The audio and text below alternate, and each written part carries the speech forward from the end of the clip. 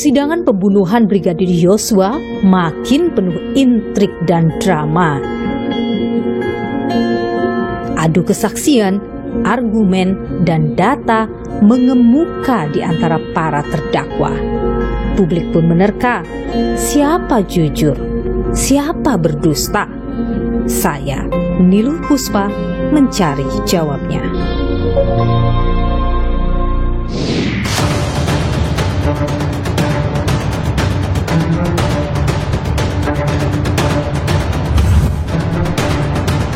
Kenapa bisa memberikan penghargaan kepada orang yang sudah melakukan perkosaan kepada saya, Abu Bayangkari?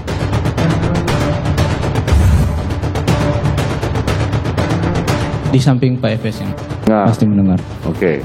Sudah dijelaskan tentang itu, skenario yang mulia. Saya minta menghajar, kemudian saksi melakukan atau menerjemahkan itu perintah penembakan dari saya. Saya akan bertanggung jawab. Istri saya jangan kau libatkan.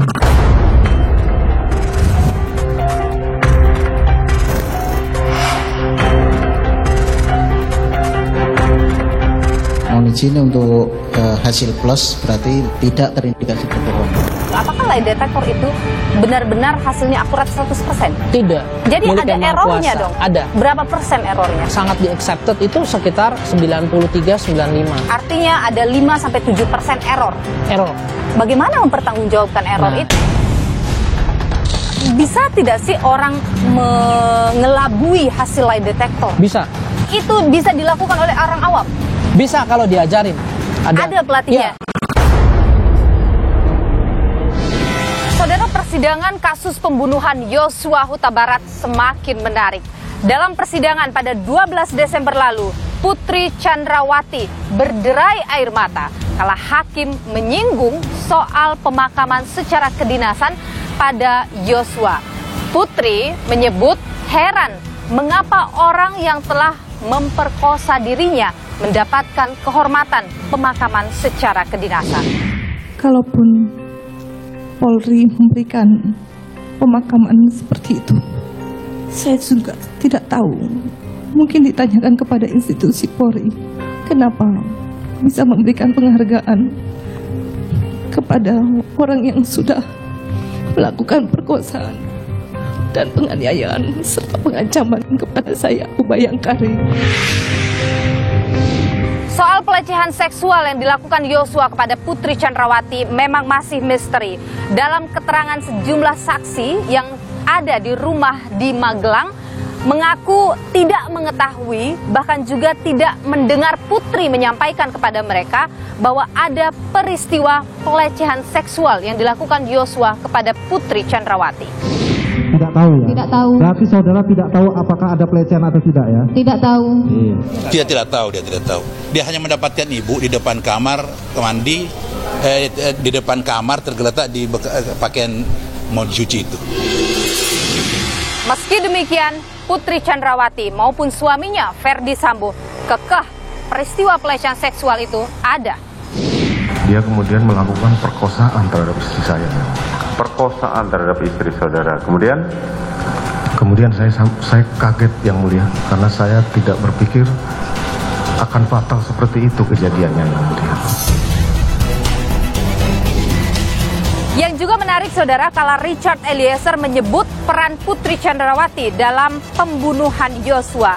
Eliezer menyebut Putri Chandrawati ikut dalam proses perencanaan pembunuhan Yosua kala di rumah Sambo di Jalan Saguling.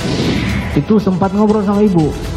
Ibu kan samping kiri. Ibu sempat ngobrol-ngobrol lah. Pembahasannya karena ibu suaranya pelan yang mulia. Saya minta maaf, saya tidak mendengarkan secara detail yang dia sampaikan. Tapi itu ibu membahas tentang CCTV. Pertama CCTV Duren 3 yang mulia. Yang kedua tentang sarung tangan. Baik Putri maupun suaminya Ferdi Sambo membantah tudingan Richard Eliezer. Ferdi Sambo bahkan meminta Eliezer agar tidak melibatkan istrinya. Saya tidak mengetahui keberadaan Dek Richard di lantai 3, saya tidak pernah membicarakan tentang CCTV dan tangan bersama adik Richard dan Pak FS. Tapi kita berdua yang bertanggung jawab. Istri saya jangan kau libatkan. Siapa yang jujur? Entah, tapi jadi menarik kala pada persidangan 14 Desember 2022 lalu, ahli poligraf Aji Febrianto Ar-Rosyid mengungkap hasil tes lie detektor para terdakwa. Aji menyebut Putri Chandrawati memiliki skor minus 25, Ferdi Sambo minus 8. Hasil minus disebut sebagai indikasi kebohongan. Sementara Richard Eliezer memiliki skor plus 13, Riki Rizal mendapat skor 11 pada pemeriksaan pertama dan 19 pada pemeriksaan kedua. Menariknya, Kuat Ma'ruf memiliki skor yang berbeda dalam 2 kali pemeriksaan. Yang pertama, ia mendapatkan skor plus 9, namun pada pemeriksaan kedua, ia mendapat minus 13. Apa pertanyaan yang diajukan kepada para terdakwa ini, saudara? Kami hadirkan untuk Anda. Pada Richard Eliezer ditanyakan, apakah kamu memberikan keterangan palsu bahwa kamu menembak Yosua? Richard menjawab tidak dan hasilnya tidak berbohong. Riki Rizal ditanyakan, apakah kamu melihat Ferdi Sambo menembak Yosua? Riki menjawab tidak dan hasilnya tidak berbohong. Pada Kuat Ma'ruf ditanyakan, apakah kamu melihat Ferdi Sambo menembak Yosua? Kuat menjawab tidak dan ia terindikasi berbohong. Namun dalam tes sebelumnya saat ditanya soal tahu tidaknya ada hubungan badan Putri dan Yosua, ia menjawab tidak dan hasilnya ia tidak berbohong. Pada Putri, saudara, ditanyakan soal hubungan asmara dengan Yosua dengan menggunakan 3 pertanyaan berbeda. Putri pada ketiganya menjawab tidak dan hasilnya disebut ia berbohong. Pada Ferdi Sambo ditanyakan apakah ia menembak Yosua di Duren 3. Ferdi juga menjawab tidak dan hasilnya ia terindikasi berbohong. Skor plus dan minus, apa maknanya? Bagaimana membaca hasil tes poligraf? Dan seberapa akurat tes poligraf ini sehingga dijadikan tolak ukur seseorang jujur atau tidak? Saya akan membahasnya bersama dengan ahli lie detektor Handoko Gani. Ikuti saya. Melakukan perkosaan dan penganiayaan serta pengancaman kepada saya, Ubayangkari. Pada saat Bapak Efes menjelaskan tentang skenario Yosua pada waktu itu, Ibu PC itu ada di situ. Kita berdua yang bertanggung jawab. Istri saya jangan kau libatkan.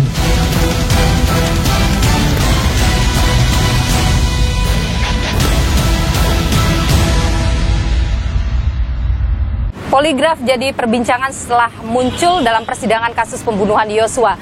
Saudara, di hadapan saya sudah ada ahli lie detektor Handoko Gani. Bu Handoko, terima kasih sudah bersama Niluh. Ada hasil poligraf yang dibuka dalam persidangan Yosua, Putri minus 25, Sambo minus 8. Apa artinya itu?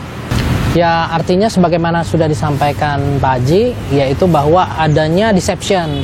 Nah, cuman yang harus dipahami adalah angka 25 itu biasanya merupakan akumulasi skor. Oke. Ya, jadi dari sejumlah pertanyaan. Dari sejumlah pertanyaan. Jadi scoring system di poligraf itu sepanjang yang saya ketahui ada dari minus 3 sampai 0, 0 sampai 3. Kalau minus 3 itu artinya sudah pasti strongly lie gitu, strongly deception.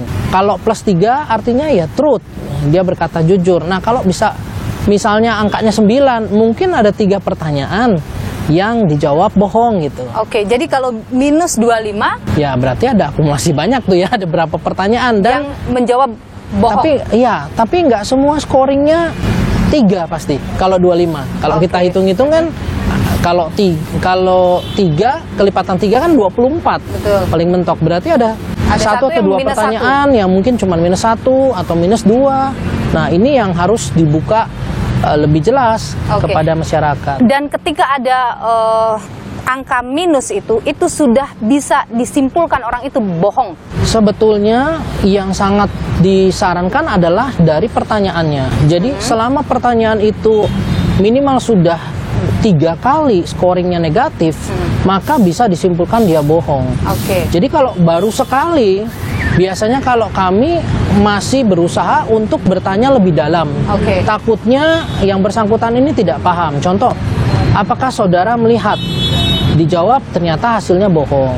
Kemudian kita berusaha mendetilkan apakah saudara pada saat itu berada di sana menyaksikan. Nah, ini bahasa yang lain. Jadi semakin lama tuh harus semakin detil memaparkan. Coba kita lihat pertanyaan pada Putri Chandrawati. Ya. Apakah Anda berselingkuh dengan Joshua? Itu dijawab tidak. Kemudian ditanyakan lagi dengan pertanyaan, apakah Anda berselingkuh dengan Joshua di Magelang? Dijawab dengan tidak. Pertanyaan relevan selanjutnya adalah, apakah Anda berselingkuh dengan Joshua selama di Magelang? Dan subjek ini tetap menjawab dengan jawaban tidak. Ya, ini menarik. Kalau dari sisi psikologi sekaligus alat itu sendiri, ketika seorang korban pelecehan seksual ditanyakan seperti itu, apakah saudari selingkuh? Nah, itu menjadi pergolakan batin di dalam hati si wanita.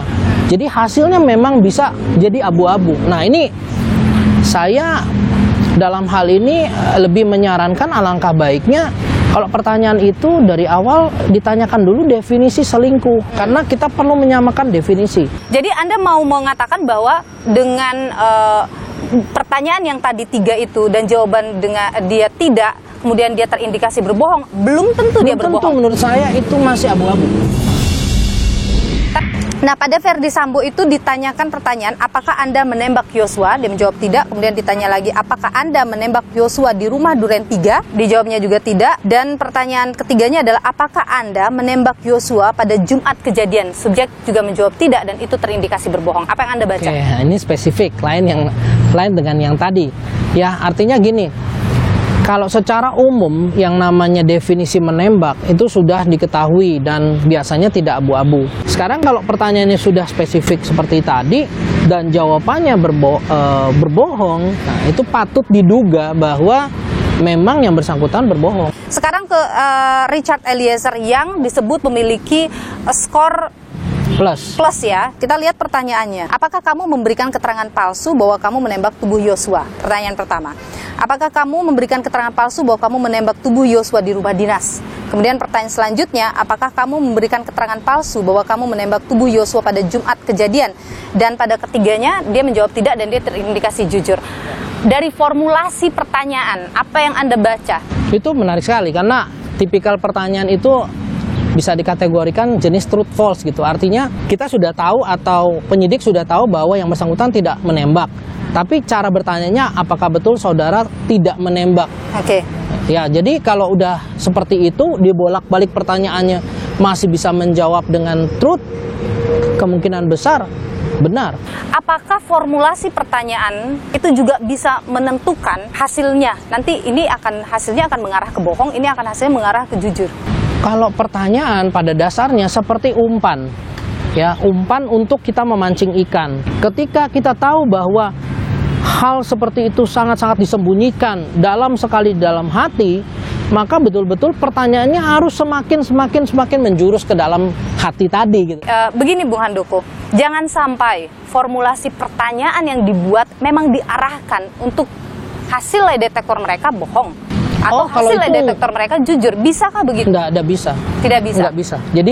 Jadi formulasi pertanyaan tidak mungkin mengarahkan seseorang untuk mendapatkan hasil yang positif atau negatif? Kalau dibilang mungkin saja. Tapi sekali lagi, kalau nggak bersalah dia nggak akan makan ikannya, nggak makan umpannya, kira-kira gitu. Saya ingin tahu dulu, apakah lie detektor itu benar-benar hasilnya akurat 100%?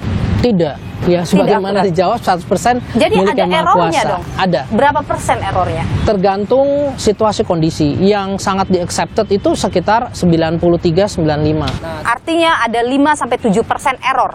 Error, betul. Bagaimana mempertanggungjawabkan error itu? Ini dia yang sampai sekarang memang menjadi debat. Kita tidak berbicara bahwa poligraf ini tidak akurat, tapi berbicara bahwa ada akurasinya dan ada yang mau nerima tentang data akurasi tadi. Tapi kalau melihat 5-7% yang error tadi, bolehkah kita simpulkan bahwa ada orang yang mungkin saja berkata jujur dan dia terdeteksi bohong, dan ia berkata bohong terdeteksi jujur? Bisa.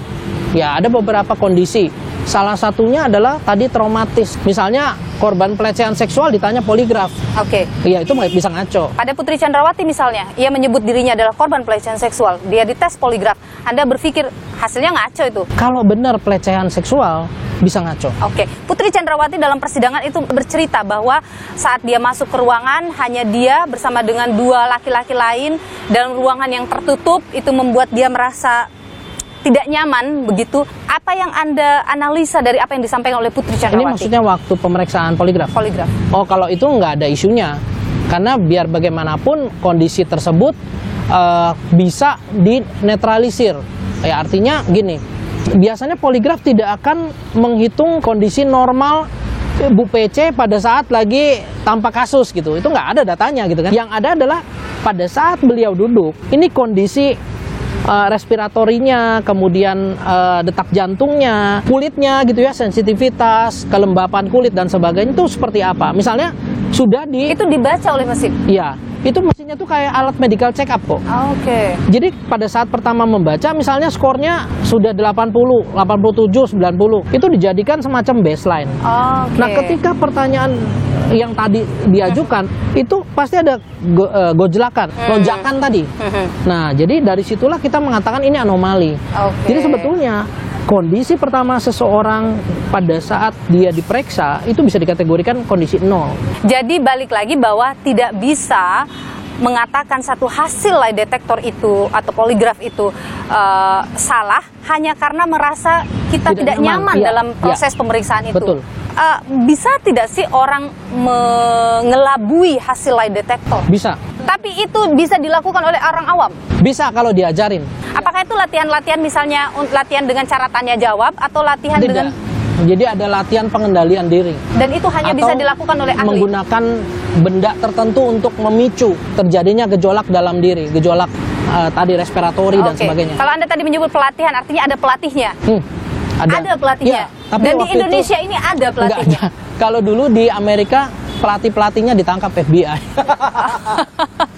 Tapi tidak ada di Indonesia orang yang bisa melatih itu? Kalau dibilang nggak ada. Tapi kalau artinya potensi untuk melatih diri, memanggil pelatih untuk... Ya, kalau itu bisa aja gitu ya. Pertanyaan saya ke Anda mengikuti persidangan, Anda melihat bagaimana jalan persidangan, Anda juga melihat apa yang disampaikan oleh Putri Chandrawati maupun Ferdy Sambo yang begitu konsisten soal pelecehan seksual.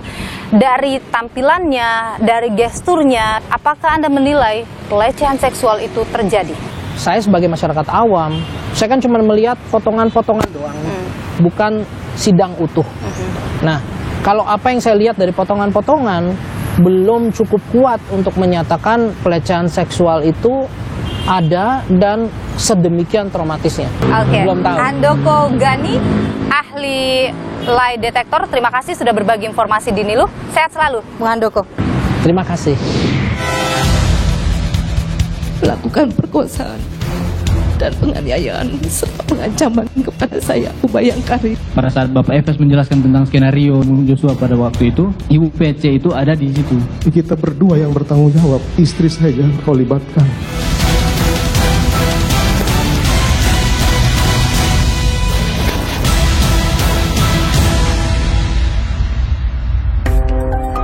Yang dinanti-nanti publik, Putri Chandrawati akhirnya bersaksi soal dugaan tindak asusila yang disebut jadi penyebab pembunuhan Brigadir Yosua.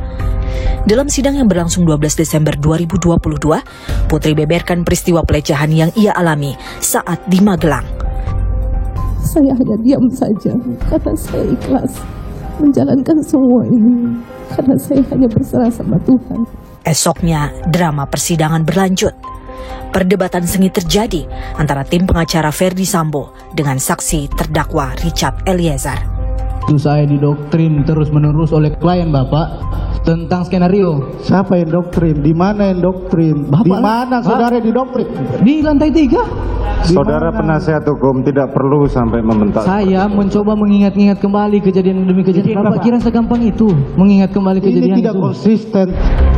Pertanyaan-pertanyaan tim pengacara Ferdy Sambo dan Putri Chandrawati menyulut kekesalan Eliezer. Apa tujuan saudara kemudian mengubah cerita tersebut dengan menutup mata? Ya, saya sudah sampaikan seperti itu, Ibu. Tujuannya? Oh, kok tanya tujuan, Ibu? Ya, karena perubahan BAP pasti ada tujuannya. Nah, di sini di tanggal 15 bulan ya, 8, apakah ada yang mengajari saudara untuk hal tersebut? Kok ada yang mengajari, Ibu? Selain mendengar kesaksian para terdakwa, sidang juga menghadirkan para saksi ahli. Dua ahli yang diminta keterangan di awal adalah Arif Sumirat, ahli balistik, dan Aji Febrianto, ahli poligraf dari Pusat Laboratorium Forensik Polri. Dalam persidangan, ahli poligraf menyebut Ferdi Sambo dan istrinya Putri Chandrawati terindikasi berbohong. Hal ini terlihat dari skor minus yang didapat keduanya.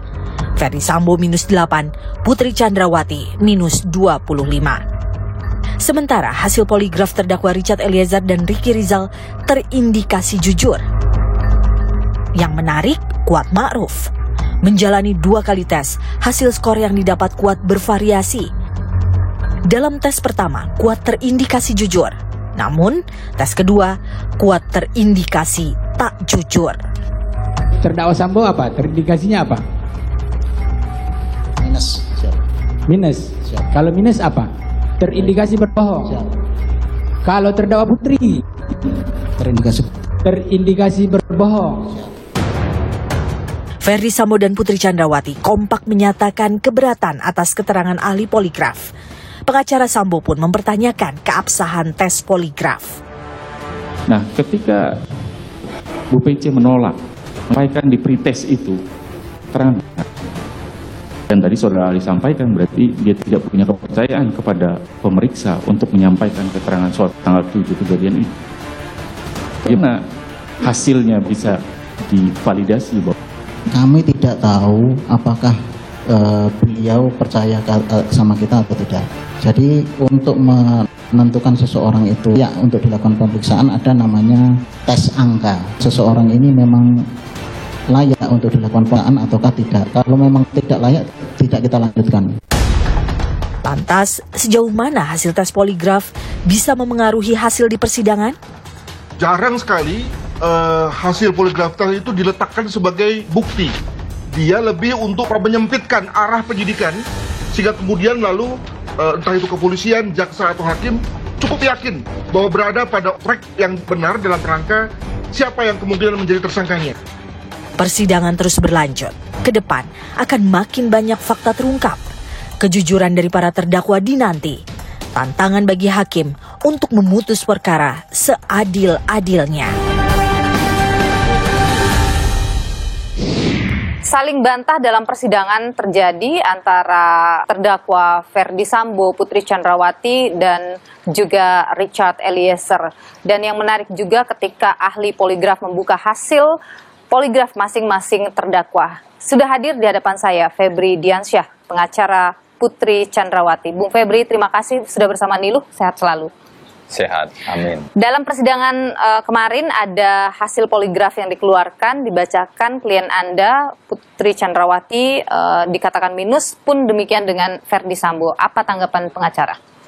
Pertama, kalau semua poligraf itu digunakan, yang paling diuntungkan sebenarnya adalah Ferdi Sambo. Kenapa? Richard mengatakan ketika dites poligraf bahwa dia yang menembak Joshua.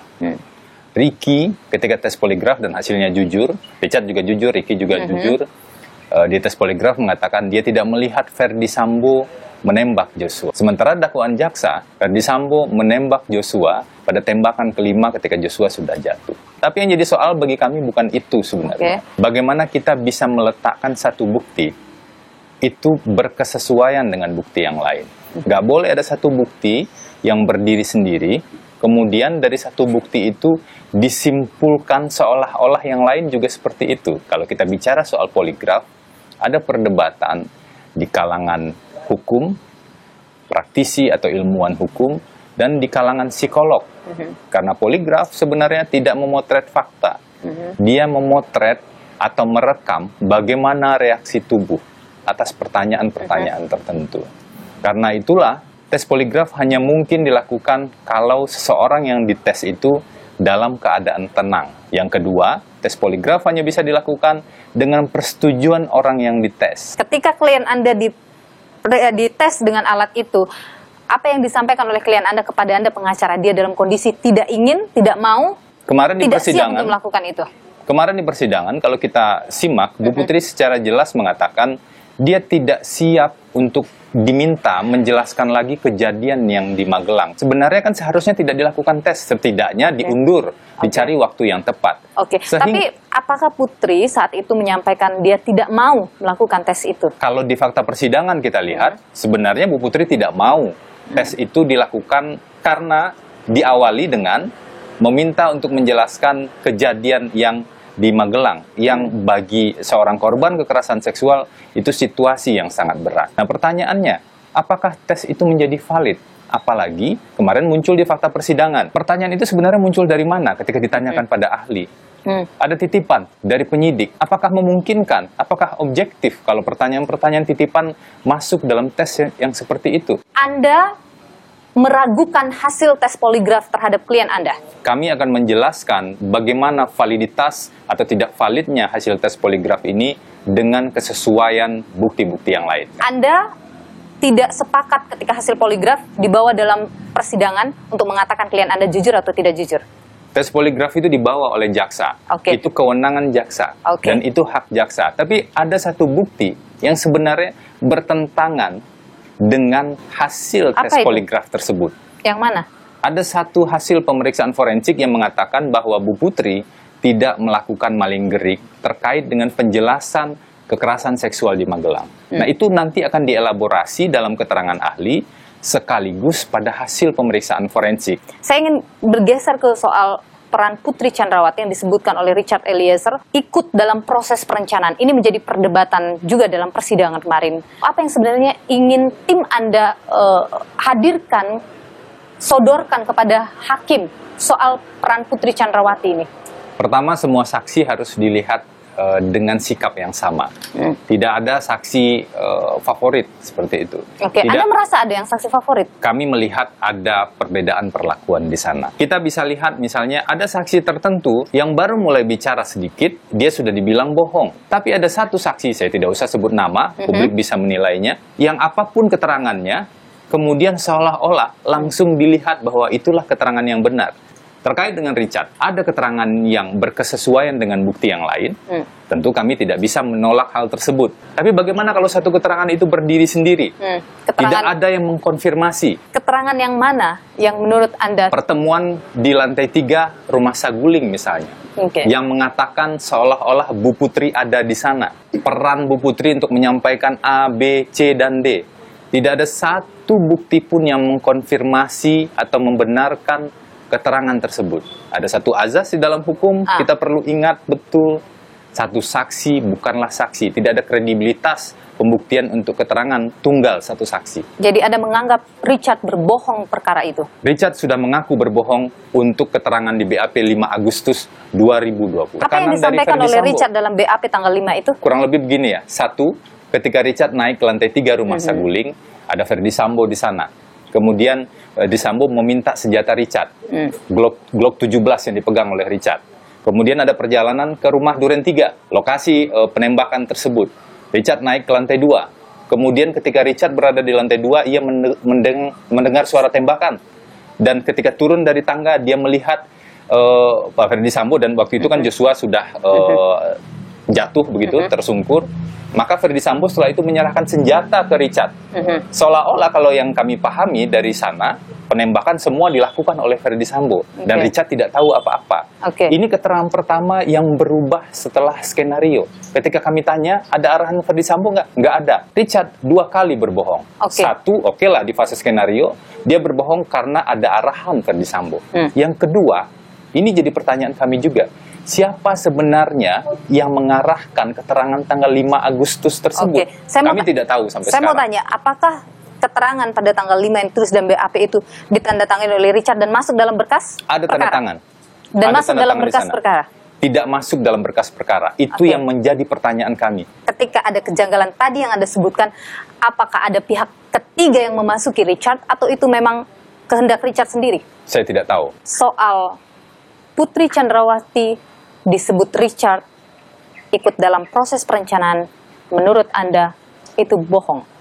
Itu tidak benar dan tidak terkonfirmasi. Apakah pernyataan-pernyataan disampaikan oleh klien Anda memiliki data yang bisa diverifikasi dan dipertanggungjawabkan? Itu tugas kami melakukan verifikasi untuk setiap fakta, setiap pernyataan-pernyataan tersebut. Kenapa? Karena janji kami sejak awal adalah kami akan dampingi perkara ini secara objektif. Apa itu objektif? Faktual, melihat fakta-fakta dan bukti yang muncul di persidangan dan di berkas perkara. Baik, Bung Febri Diansyah, pengacara Putri Chandrawati, terima kasih sudah berbagi informasi di Niluh. Sehat selalu. Saudara, dalam persidangan pembunuhan Yosua, keterangan Richard Eliezer banyak dibantah oleh Verdi Sambo dan istrinya Putri Chandrawati.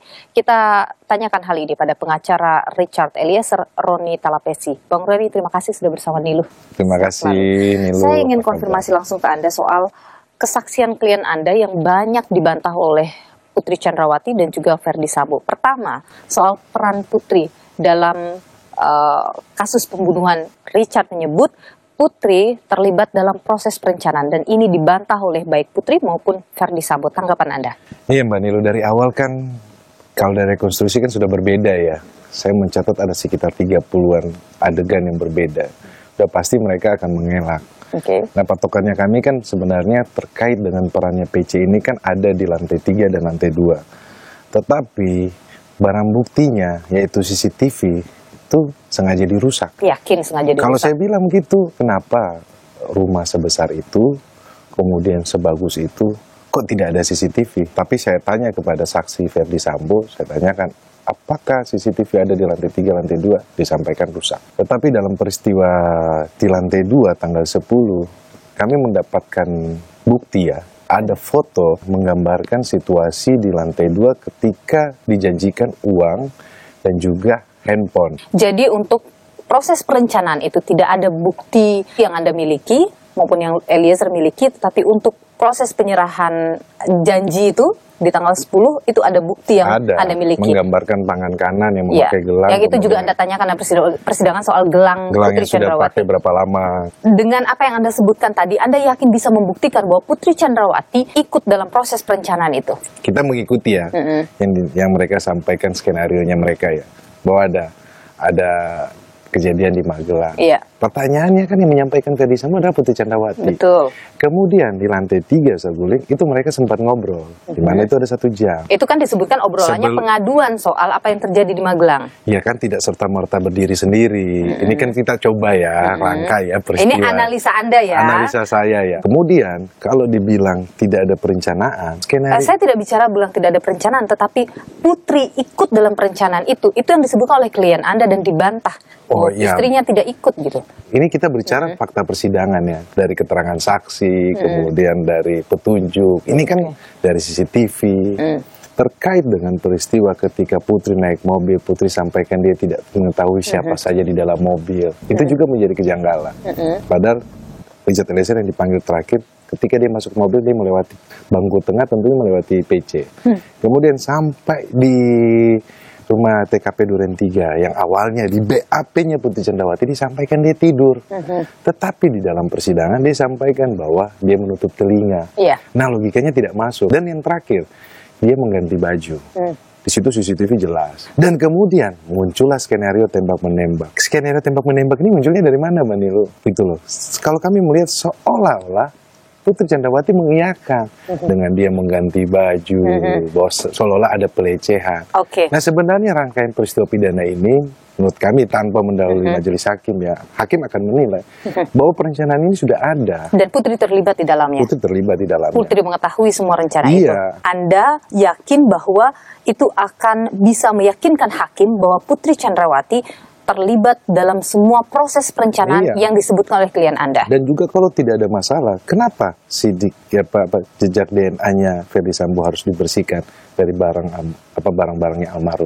Pihak Verdi Sambo juga mengkritisi soal BAP klien Anda yang disebutkan tidak konsisten. Bahkan terjadi perdebatan dalam persidangan. Kita coba lihat ya perdebatannya berikut ini.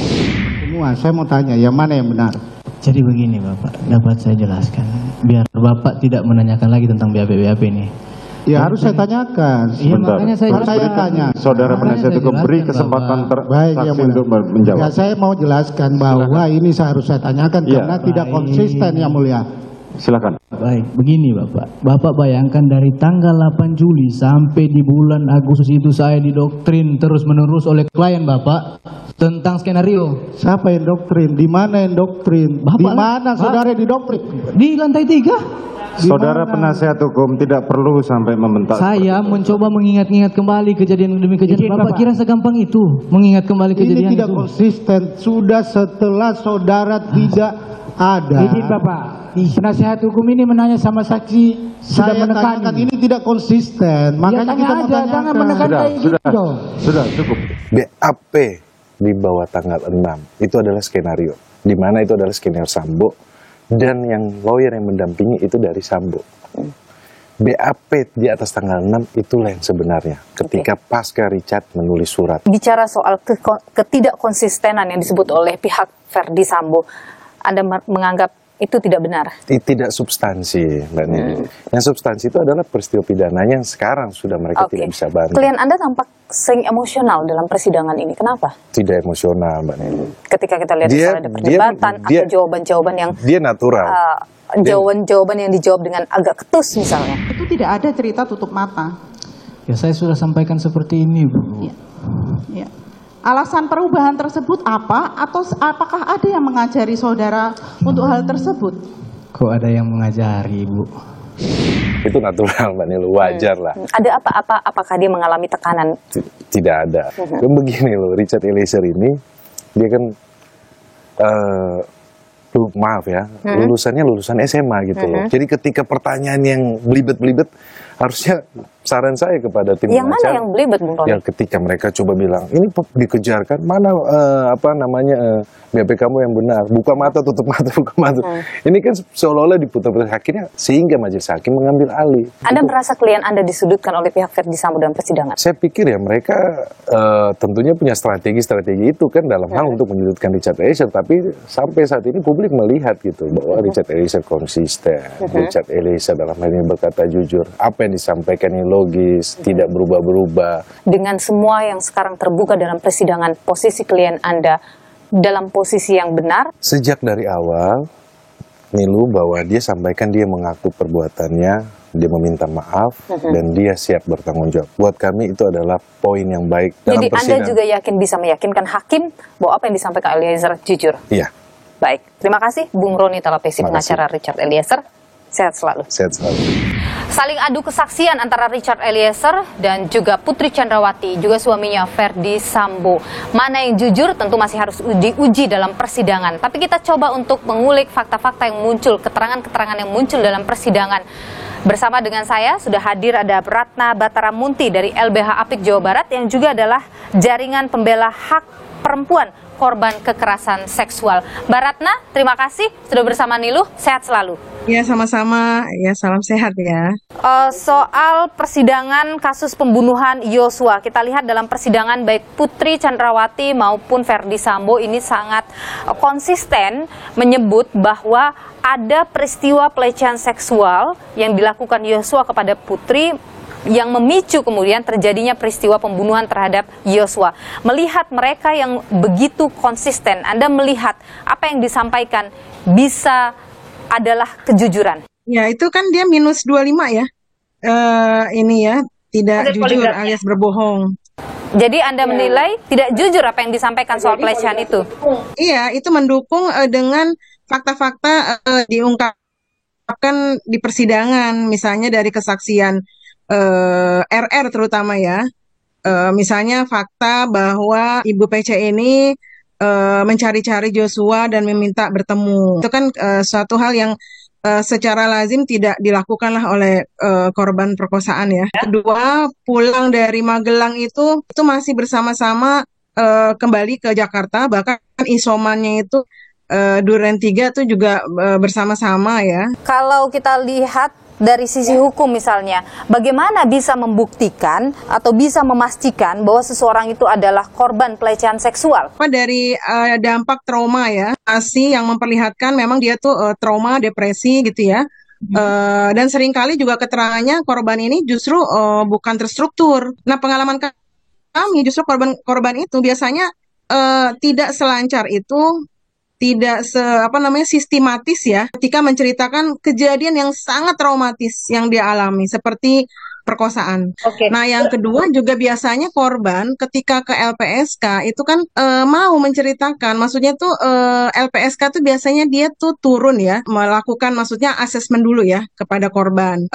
Malah ada dua fenomena ya, satu ada amplop coklat gitu ya, ketika amplop coklat ditolak lalu tiba-tiba tidak mau memberikan keterangannya, akhirnya nggak bisa kerjasama gitu ya, karena tanpa pemberian keterangan tersebut ya tidak mungkin dilakukan perlindungan dari LPSK. Anda menilai bahwa amplop yang sempat disampaikan itu berkaitan dengan tidak maunya Putri diperiksa oleh LPSK, dalam hal ini diasesmen oleh LPSK? Iya dong, kalau korban itu justru berharap ada perlindungan kan dari LPSK gitu, ada bantuan, ada dukungan. Kalau kita lihat dalam persidangan, Putri Chandrawati sempat terisak ketika ia menyebut Yosua memperkosa dirinya dan melakukan kekerasan padanya. Isakan, tangisan yang muncul dari Putri Chandrawati, apakah Anda tidak melihat itu sebagai bentuk trauma Putri atas peristiwa yang menimpa dirinya? Kita ketika menganalisa itu jangan hanya melihat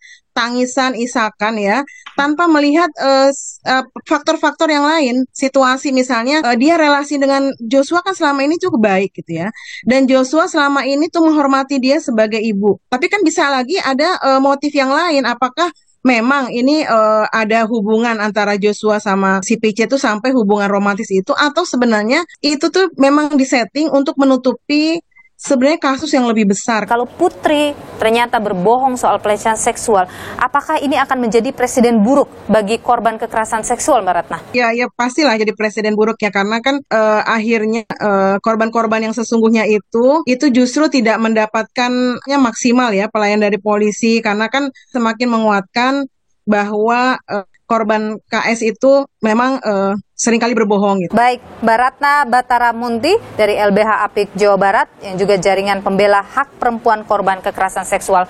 Terima kasih sudah bersama kami di program Niluh. Sehat selalu Mbak Ratna.